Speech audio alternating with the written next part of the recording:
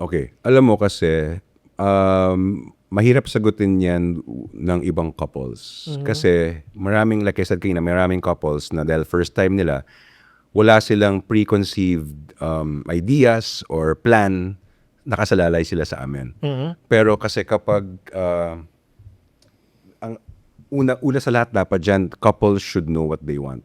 Okay. Couples should at least know the vibe that they want during their wedding day. Okay. Kasi para malaman mo kung anong sinong fit sa'yo na host or anong klaseng host ang fit sa'yo, kailangan alam mo kung ano yung... Gusto mo mangyari?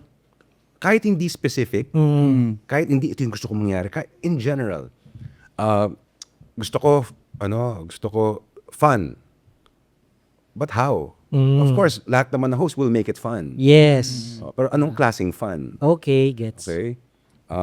Tapos, ano bang gusto mo? Parang game show? Maraming games? Yan. Or gusto mo ba classy?